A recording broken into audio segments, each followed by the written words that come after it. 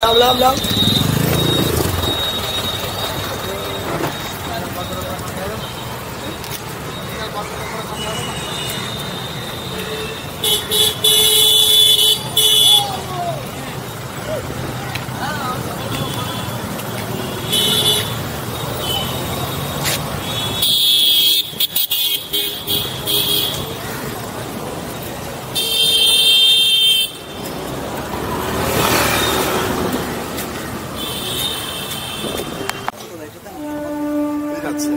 হ্যাঁ ভাবা যায় আমি কালিয়াপুর হলে সাহসী পেতাম।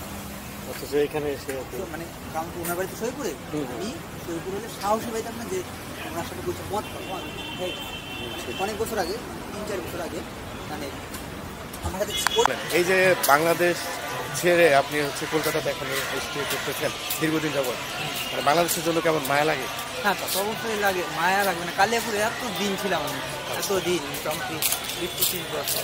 মানে বড় হওয়াটাই তো ওখান থেকে ওইখানে, হ্যাঁ মোটামুটি আমার ছোটবেলা থেকে বড় হওয়াটা ওইখানে। তো কালিয়াপুরের জন্য অন্যরকম ভালো লাগে। এই জন্য মানে আমার এই এত জায়গায় মানে এই গ্রুপ থেকে ওই গ্রুপ থেকে এক জায়গায় পর লাস্টে নিজে গ্রুপ করার কারণ আমি আমার জন্য কালিয়াপুর লোকের টাচাতে থাকতে ভালোবাসাটা থাকবো, ওদের দেখা যেতে হ্যাঁ তো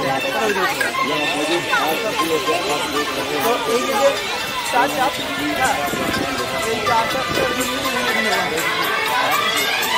এইটার জন্য সবার সাথে কথা বলি বা আমাদের অনেকে ম্যাসেজ করে ভাই আমি আপনাকে দেই না, কোথায় থাকেন, আপনি কবে আসছেন। আমি কালিয়াপুরে একটা দেই, মানে কালিয়াপুর তো অনেক ছবি আছে আমার, একটা ছবি দেই ভাই কবে আসলেন দেখা করলে। কিন্তু আমিও নিজেও মানে কনফিউজ হয়ে যাই আপনি যখন পুরনো ছবি দেন।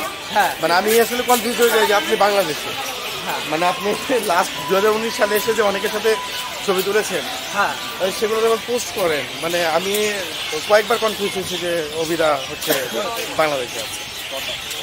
এই যাই হোক, তবে আরেকটা বিষয়, বাংলাদেশের থেকে তো কলকাতায় আপনার অনেক রকম ফ্যাসিলিটি, তাই না? মানে সবকিছুতেই মোটামুটি ভালো হ্যাঁ স্টে করে, তাই না?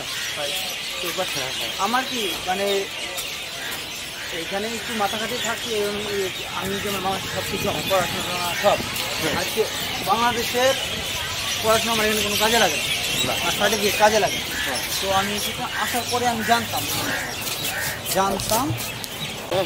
ওর সাথে দেখা হয়, ও তো আসে দুর্গানগরে থাকে, আমি দুর্গানগরে ও থাকে। তো একবার আমি ফোন করলাম মানে ফেসবুক থেকে, আমি বললাম দাদা দুর্গানগর আছি, বললো আমি তো আসছি দুর্গানগর। তো বললো যে আমি বললাম নাম্বার দিতে পারে, নাম্বার দিতে ফোন করছিলাম, দেখা করছিলাম। তো পরে আমি বললাম যে আমি তো সবসময় জানি না আপনি কখন আসেন, আমাকে আপনি ফোন করেন।